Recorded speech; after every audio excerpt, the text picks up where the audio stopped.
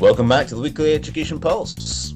I'm Sammy. And I'm Tony. Each week we break down the key developments shaping the international and independent school sector. Yeah, this week, 5 stories from 5 very different parts of the sector. And what strikes us about them taken together is how many different answers people are giving to a deceptively simple question. What is school actually for? Yeah, from a new AI-enabled primary school model launching in London to a deeply rooted heritage school opening in Hong Kong, and from a British school brand heading to India to Qatar building a framework designed to ensure international education stays connected to local identity. Each of these stories reflects a different conviction about what education should deliver. And that variety of conviction is in itself one of the most interesting things happening in the sector right now. So let's get into it. We begin in Spain, where Orbital Education has welcomed Colegio Alminar in Seville as its newest member school, bringing the group to 14 schools, with 5 now in Spain. Yeah, Orbital Education is a UK-managed international school group founded by Kevin McNeely, who also founded Orbital Education, in fact, before establishing Orbital in the mid-2000s. And the group now educates more than 7,500 students from 128 nationalities across schools in Spain, Hungary, Slovenia, Albania, Qatar, China, Ecuador, and Mexico. Colegio Alminar is a well-regarded school in Seville, offering education from preschool through to high school. It is known for bilingual learning from early years, strong academic record, and a community ethos rooted in solidarity, tolerance, and family engagement. The existing leadership team will stay in place, and Orbital has described targeted investment opportunities to enhance the school's infrastructure. Yeah, 5 schools in Spain signals genuine strategic commitment to a market, not just geographic diversification. What's interesting about Orbital as a group is how it sits relative to the larger players we often discuss. It's privately managed, community focused in its positioning, and building steadily. That tends to produce a network where each school retains a distinct local character, which for families in Seville may be the most important thing of all. Our second story is one of the most forward-looking announcements we've covered this year. Inspired Education has revealed that Central London will be the first home of a new global primary school model, Inspired Edge Academy, set to open in September 2027 at Olympia, co-located with Wetherby, Pembridge. Inspired is one of the largest premium school groups in the world, 125 schools educating more than 95,000 students globally. But Inspired Edge is something quite different from their existing model. It's a new schooling stream for primary age pupils built around a fundamentally different philosophy of how children should spend their school day. Model divides the day in two. Mornings are dedicated to core curriculum mastery, English, math, science, computing and languages, supported by AI-enabled adaptive learning platform. Afternoons are dedicated to life skills, financial literacy, entrepreneurship, public speaking, and real-world problem solving. Yeah, the ambition is that children learn core curriculum content up to 3 times faster than in traditional models, freeing up time for applied, experiential learning in the afternoon. That is a bold claim, and it's worth sitting with rather than simply accepting or dismissing it. The idea that adaptive technology can personalize learning in ways that improve the pace and retention is well grounded in research. Whether it translates to a 3 times improvement in practice across a diverse cohort of primary age children is a kind of question that requires evidence rather than assertion. Inspired Ed's founder, Nadine Nsuli, frames the intent clearly. Education must evolve to reflect the world children are growing up in, not the world as it was. By rethinking the model from the ground up, Inspired Edge is offering families a new choice rather than a variation on the existing one. That framing, choice rather than replacement, is significant. This is being positioned alongside traditional models, not in opposition to them. So families who feel that the conventional school day is not quite the right fit for them, the option to try something genuinely different is meaningful.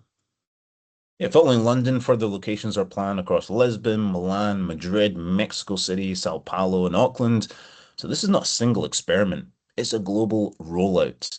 And how the first cohort of London students experience it will be closely watched.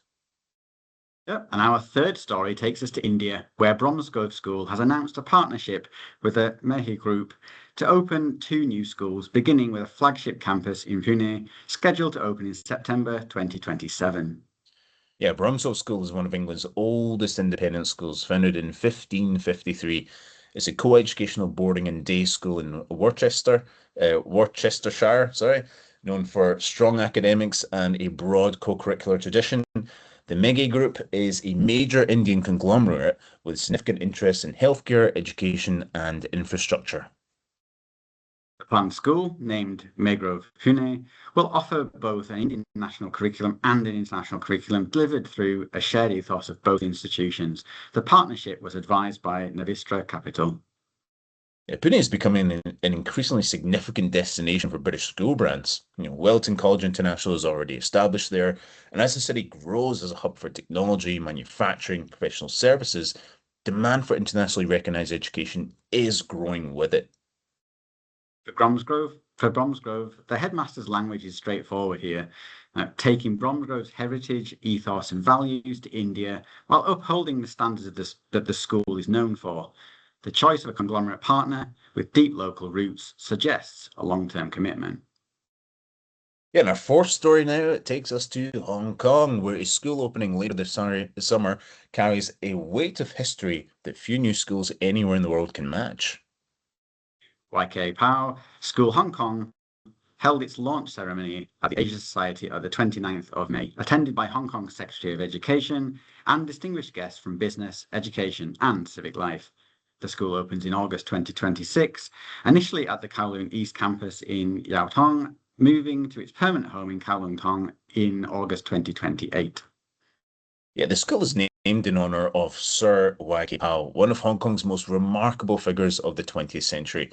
Born in Jiaoshan, China in 1918, Sir Y.K. Pao built the world's largest privately owned shipping fleet and became one of Hong Kong's most influential businessmen and philanthropists. He founded Ningbo University, established the Sino-British Friendship Scholarship, and dedicated his life to building bridges between China, Hong Kong, and the world. His four daughters were present at the ceremony to unveil their father's personal motto as a gift to the new school.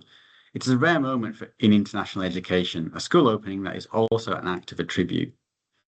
Yeah, the school was founded by Professor Anna Pao Somen and Mr. Philip Pao Somen as well, guided by the philosophy, learning with joy, living with purpose.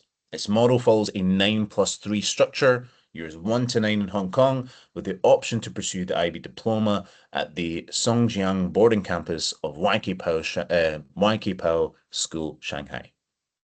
What makes this school genuinely distinctive is its explicit commitment to bicultural education, not just bilingual.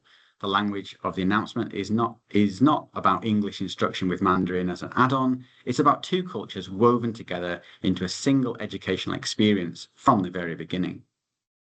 Yeah, and the founding head, Cathy Braithwaite, leads a school with an unusual responsibility. It's not just opening a campus, it's carrying a name and a legacy that means something to Hong Kong's own sense of itself. Our final story takes us to Qatar, where the Qatar Foundation has announced the accreditation framework for RASEC, an initiative designed to address one of the most persistent tensions in international education. Yeah, and that attention is this. Internationally recognized curricula, be it the IB, Cambridge, or the AP, are built around global standards. They travel well, they open doors to universities around the world, but they are not designed with any particular cultural or linguistic context in mind. And for countries in the Arab world, that creates a real challenge. Students can emerge from 12 years of international education, highly proficient in English, well prepared for Western universities, and somewhat disconnected from the Arabic language, their cultural heritage, and the values that the communities that they come from. Yeah, Rasech, which means deeply rooted in Arabic, is Qatar Foundation's response to that challenge. It's an accreditation framework that asks international schools to do four things: promote Arabic as a genuine language of learning, align curricula with local cultural context, integrate core values into daily school life, and channel innovation towards community needs.